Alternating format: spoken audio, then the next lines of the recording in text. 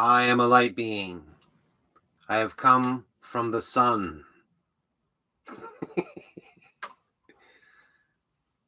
Where to begin with our tale?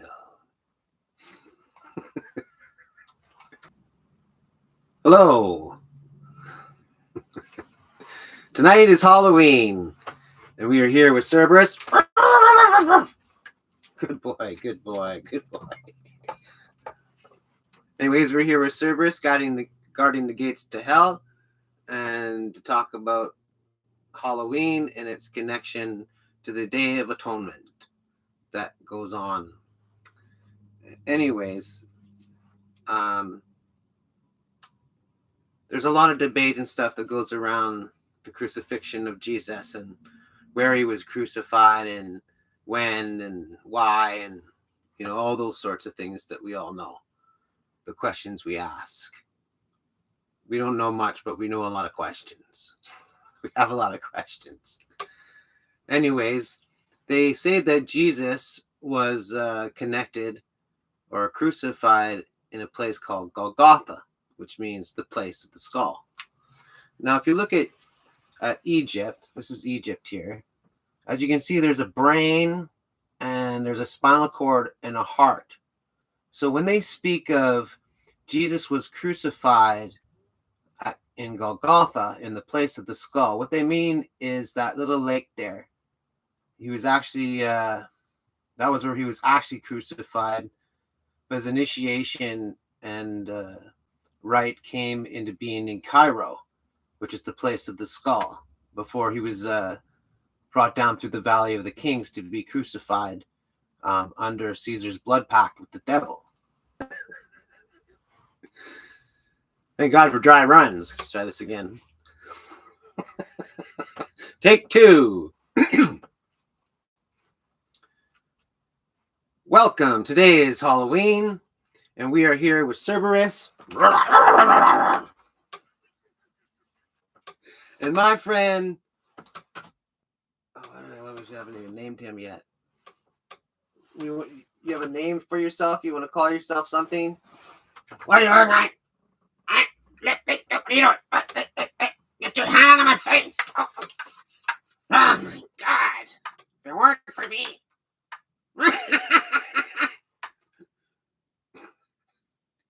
Okay, well, I do have some part in all this. Anyways, do you want to be called the Nameless One? Or do you have a name? Well, let me think about it for a moment. Get that dog away. Oh no, Cerberus. Sorry. Take it easy, Cerberus. Don't worry, Cerberus doesn't bite. He barks, but his bark is louder than his bite. We're just here to guard the gate to hell, to make sure that no one gets in and no one gets out. Oh, take it easy. Take it easy, boy. What about me?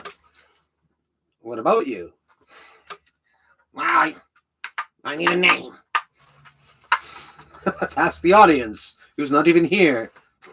What would you like my friend to be called? What would you like his name to be? Well, if you ask me, if I really gotta think about it, I would like to be called George. George? That's actually a pretty good name. Like one of the 3 oldest skeletons in the world. His name is George. Well, I like that idea. I like George. You can call me George. All right, George, we have a name. This is George. Hi, my name is George.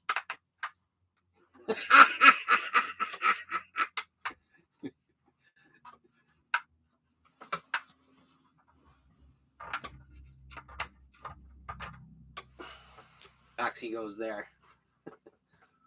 I think George needs a little bit of a spotlight, so we'll maybe get a spotlight up there for George. And Jesus is disappearing here. See, now I gotta find that position where it was illuminating the planets in the background there. Did you guys really have to go through all that? planets are no longer illuminating, but if I put them in a different spot.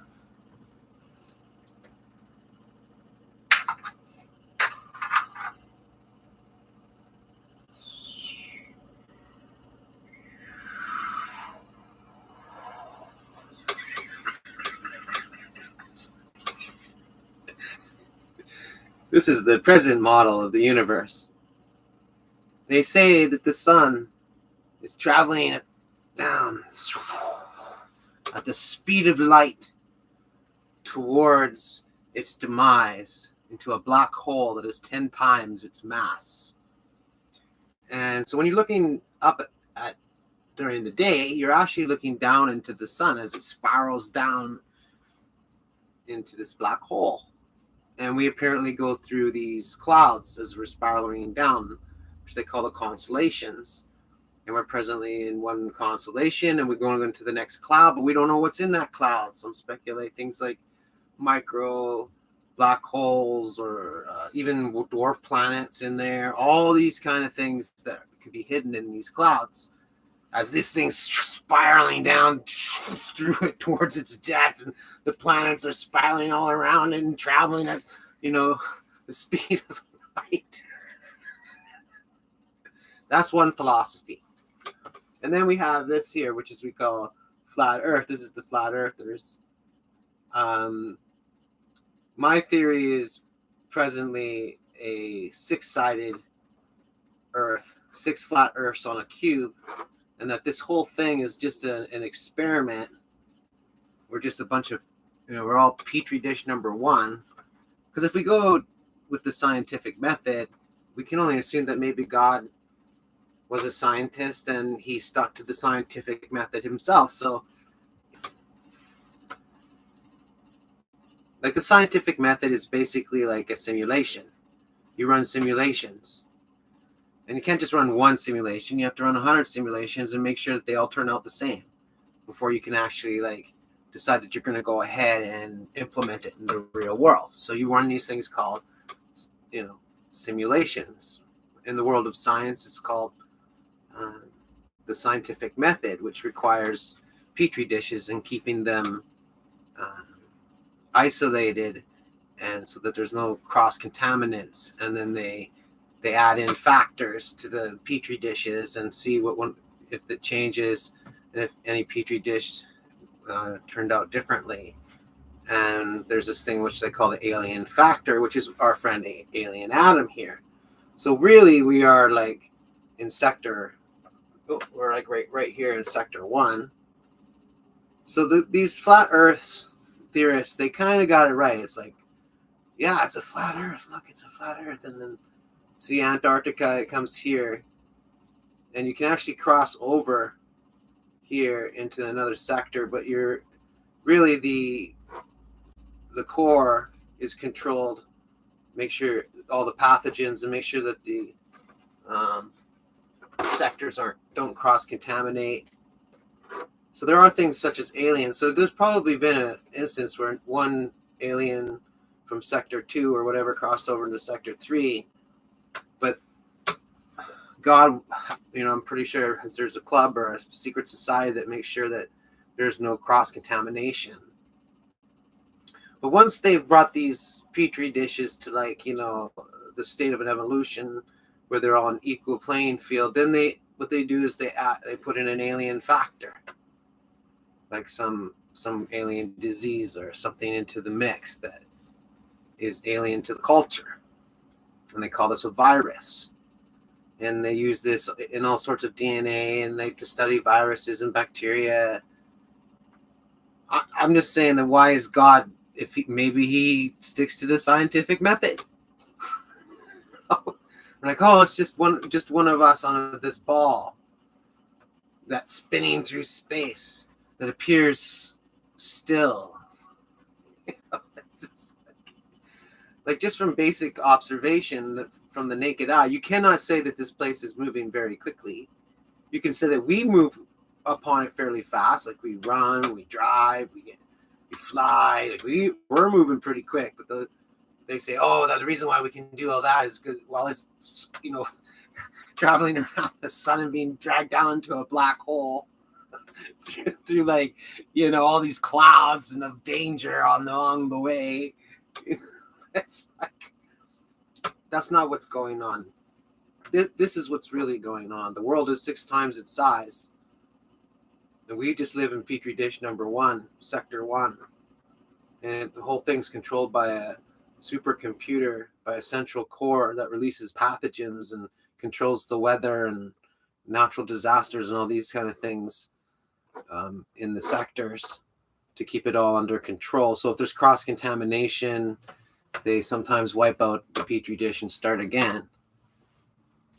If it gets too bad, if there's no reconciliation after the 0 point mark or the point of no return.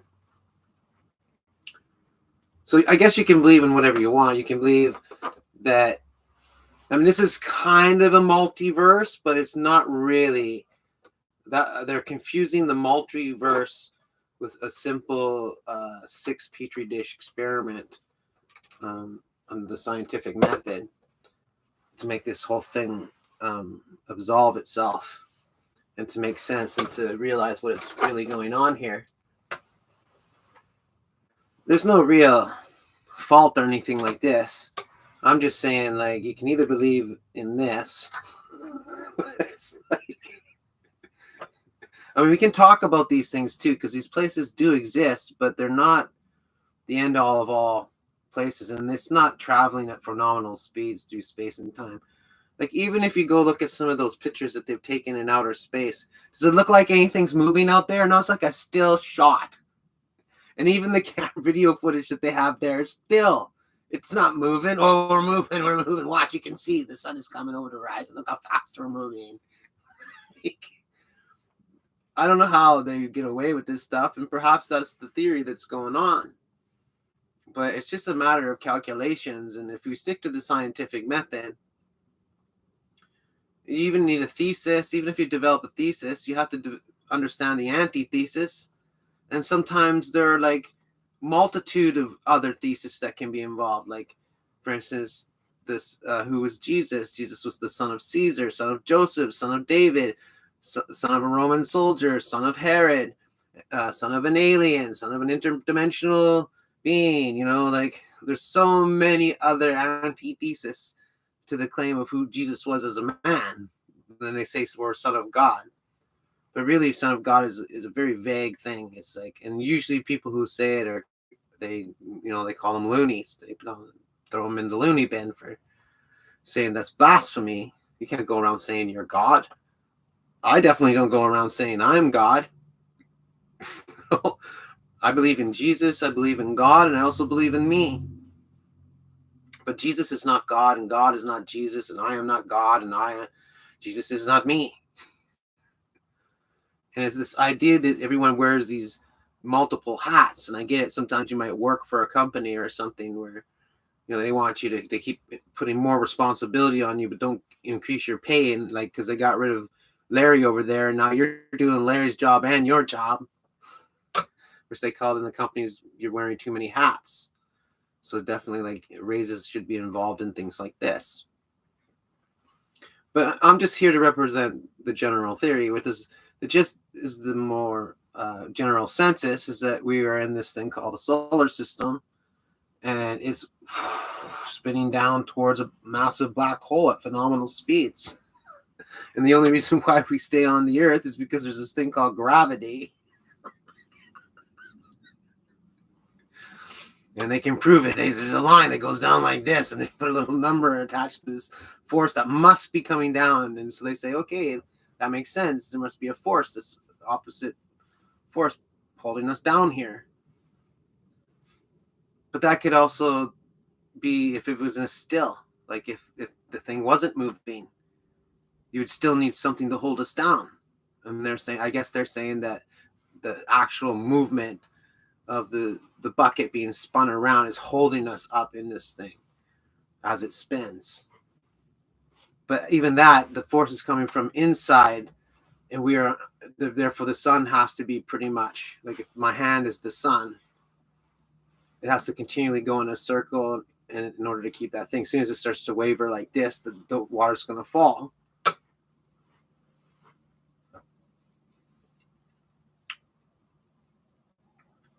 But it's Halloween tonight, and we're just here guarding the gates of hell and making sure no one gets in or out. And if anyone has any questions about the origins of life and existence, and that's my job. God devoted and made me the scribe of history, the historical witness, the holy witness to it all, the bloodline that was installed in me. Like, it all comes down to your bloodline. Like, my bloodline are these guys here, the Vikings. Now, there's some mistake. They think that the Vikings came down from the north, that they started in the north, but that's not true. After the flood, Noah, he traveled north.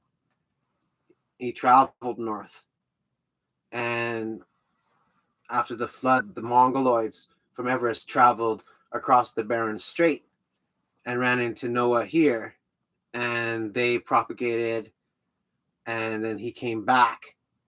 So really, a Viking is really half native to North America and half Babylonian, because it all started in Babylon. Noah ruled in Babylon. So I guess we'll put these planets back. Maybe they'll get illumined or something. They were illuminating at one point, now they're not. But so anyways, just so that we have more of a clarification of what we're talking about here tonight, which is like Christ's crucifixion and Halloween, and this something called the Day of Atonement. Now, the Day of Atonement is a ritual that takes place in October around the same time as Halloween.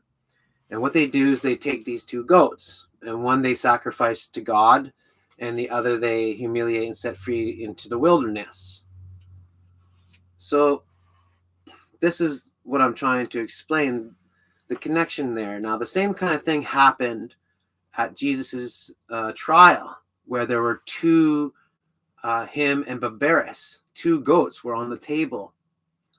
So here I make kind of a connection and maybe a bit of a leap of faith, but I'm like, that the whole crucifixion scene sounds very familiar to something called the Day of Atonement.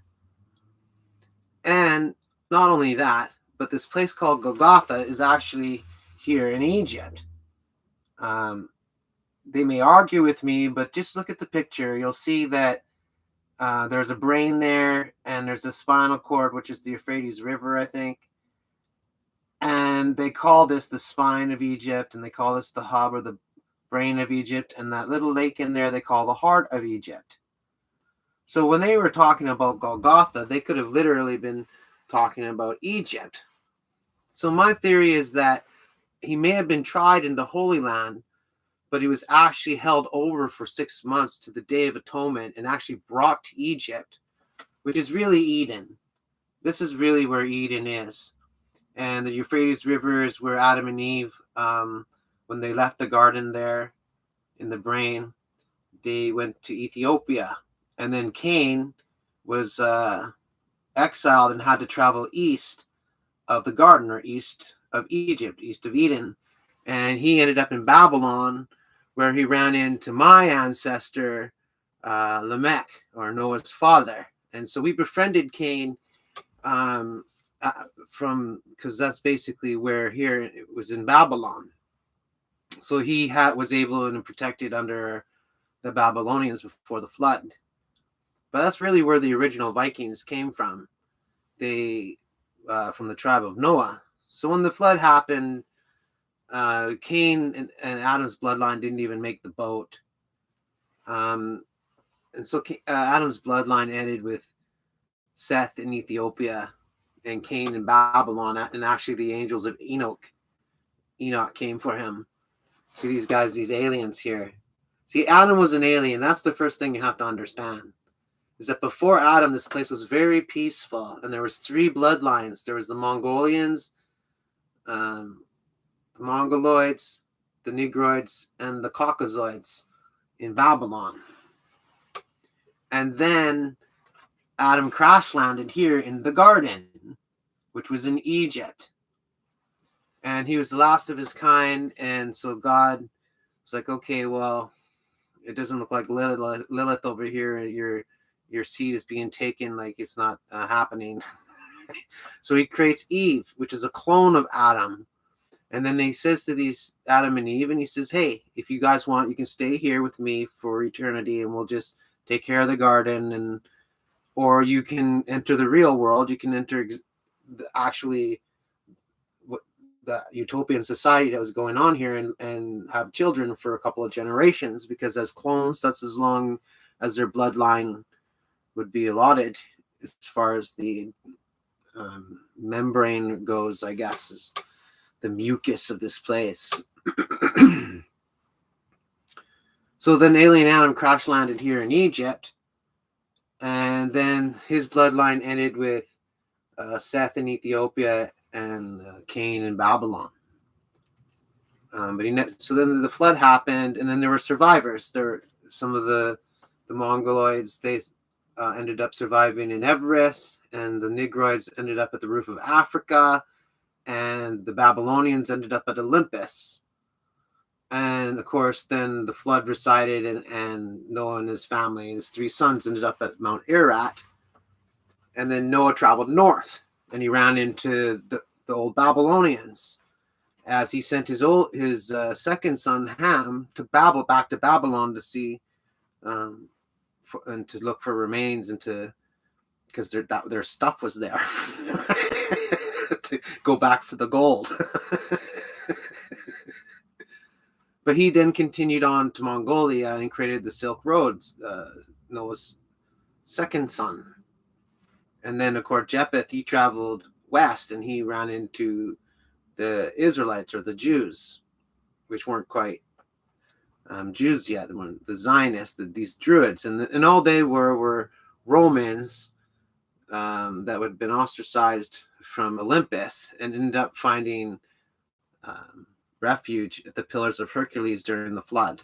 So Japheth brought the Jews into the Holy Land from there, and the truth be known, Hercules was a Jew. But the Jews didn't come from the Holy Land originally. Every white man came from Babylon.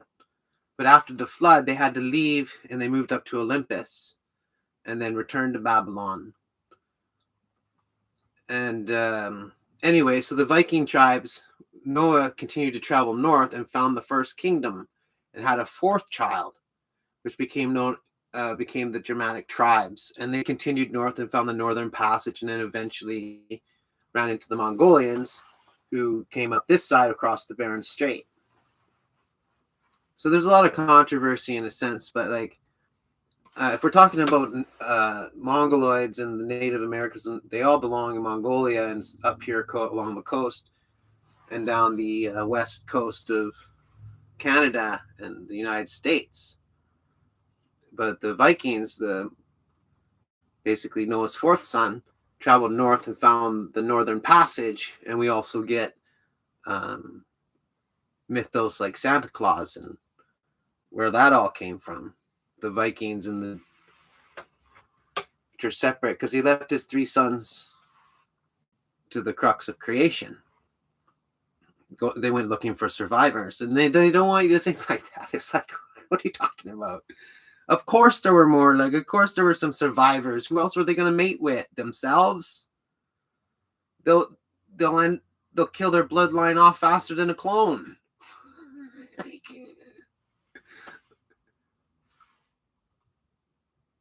But we're really talking about Halloween and this thing called the Day of Atonement, where they sacrifice 2 goats. And basically, when Caesar took Egypt, when he liberated Egypt, he ran into the devil there and had to actually sign a blood pact where he had to bring the devil a rich goat, because the devil can't feed upon the innocent. It can only feed upon the wicked. Whoever has the gift can only feed upon the wicked. And even when Jesus defeated the devil and was given the gift, even Jesus can only feed upon the wicked. If you're innocent, the devil cannot feed upon you. It's how they defeated the devil. It's how they defeated the lust and the I guess they would call it the cardinal sin, which is when the angels decided to mate with the daughters of men.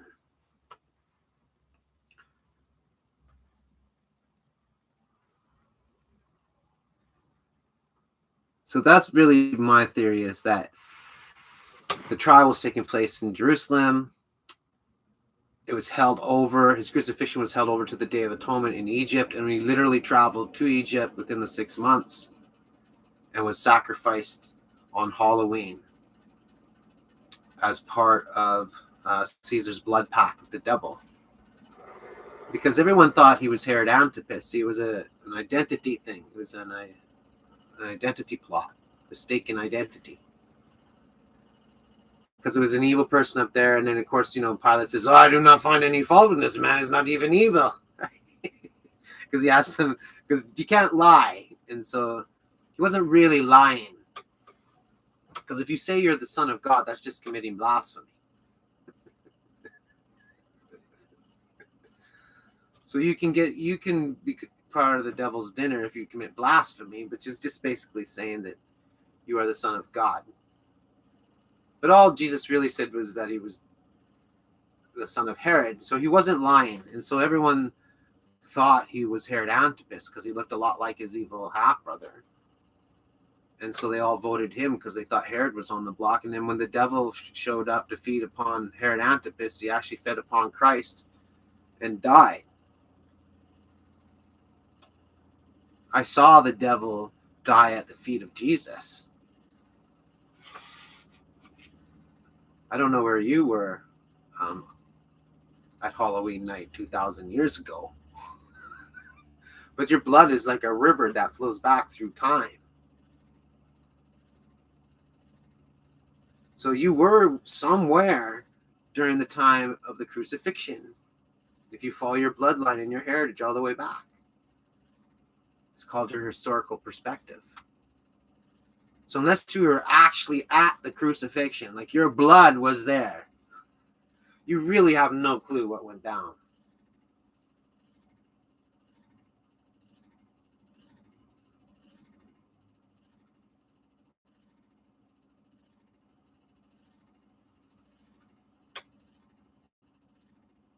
I mean, you all still think that the earth is round and we're flying the speed of light.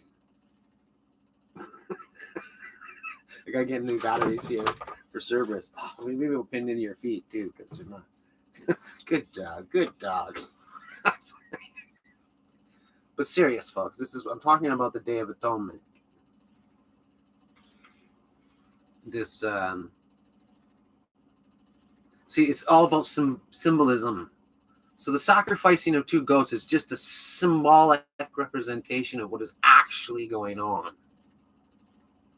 So while the general populace is just sacrificing a couple of goats, the people in charge, they're basically sacrificing a couple of rich goats to show that no one is above the law. That was Caesar's plan. It was like, okay, we'll sign this pact with the devil to make sure he doesn't attack Rome. And then they form an alliance with the Germanic tribes in the north, Caesar, which is my people, and goes back to Germanicus and Caligula, who were actually part of the Germanic origins. When Caesar, during this alliance, decided to adopt Germanicus, who they try to get you to think that he was Roman, but he was not Roman, he was Germanic. And it was part of the peace treaty that he would take one of the sons of the Germanic tribes and raise him as his own. It was an ancient code. So Germanicus was actually Germanic. And his son Caligula and my ancestors, pretty much during the time of Christ, I was in Egypt with Jesus studying under Caesarion, son of Cleopatra and Caesar. And I was later on his executioner at the devil's dinner. But it was all part of God's plan. Like, I was there when Noah built the boat. I was there when they built the Tower of Babel. I was there when Sodom and Gomorrah fell. I was there. I was marching on Rome during the time of Christ. And during the time of Attila the Hun, I sacked Rome and battled Attila the Hun on the field.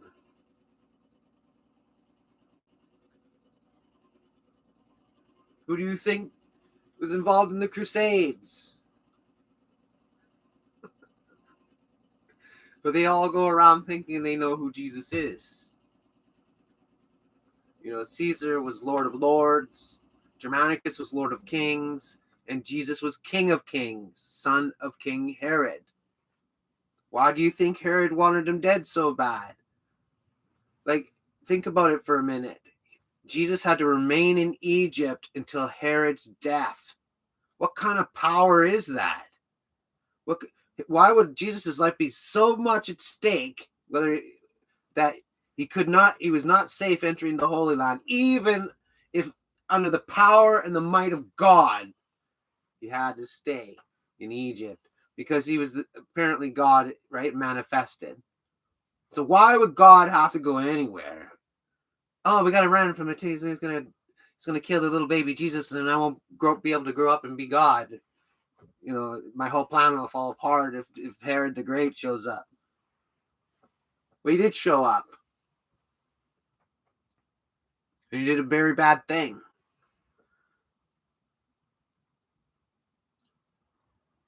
Like, Mary was pregnant with Herod's baby, basically, after she was violated. And on Christmas, of all times. And he was actually born on September 11th, 1 AD. So the night of his conception Christmas is actually the night of his conception. All these holidays, Caesar's sun calendar, his visions and all these holidays that end up on this calendar, they all point to Jesus. They're all dates that can be traced back to Jesus. Christmas was when he was born, when he was conceived. Valentine's Day is when they found out that Mary was pregnant. They didn't even think she was going to live, but she lived, and she ended up being pregnant with the king's baby. And then they had to wed in private on basically Valentine's Day to keep the fact that she was pregnant a secret, and that the wedding was done in private instead of public. But really, it was just to mask the fact that she was carrying Herod's baby.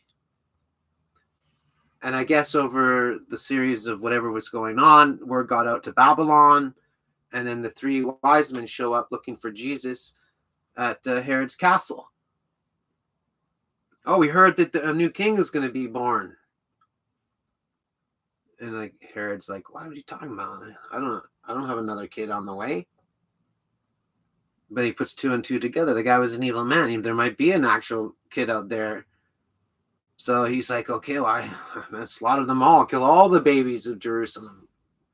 Kill all the babies of Israel. Slaughter them all. Because he doesn't know who exactly. One of them. But one of them ends up fleeing to Egypt. And of course, I guess they end up telling the story. And that's when my father, Germanicus, brought Caligula to Egypt to study with Jesus and to become Jesus' companion in Egypt, and to assure Joseph and Mary that they were safe in Egypt.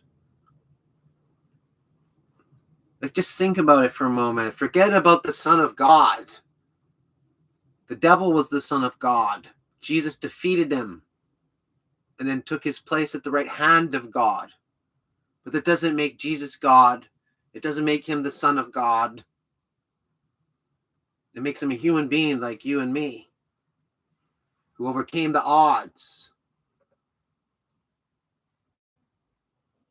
If he was a god, if he was God himself incarnate, the odds are always in God's favor. You'll lose those odds. You'll lose. The odds are always in God's favor. Right, Cerberus?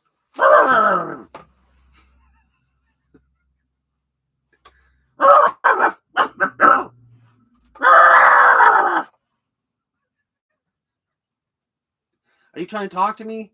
What are you trying to say, boy? I don't speak dog. Do you speak dog? Take it easy, boy. Take it easy. It's okay. Someone coming? Is someone coming towards the gate? Do you see an evil spirit? The Cerberus has a bad rap, like a lot of mythological creatures and a lot of historical creatures and historical figures. Like Cerberus, me and Cerberus, we just guard the gate. We make sure that no one gets into hell or out of hell. There's only one way in, and it's not through this door. And there's only one way out, and it's not through that door.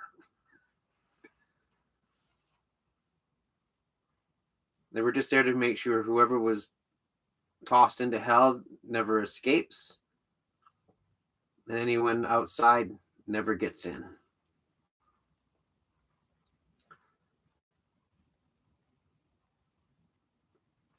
Right, Cerberus? I think we need a little more.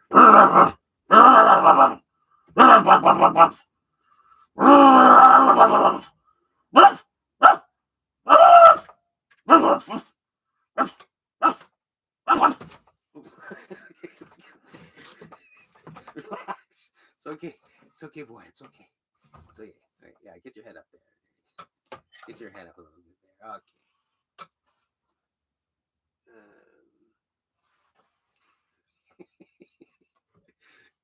I'm not really scripted right now, but I'll get scripted one day. I'll write a script. I do have a diploma in script writing, so one day I'll actually like do a scripted show here. But really, this is just like a dry run, seeing how the lighting and everything is.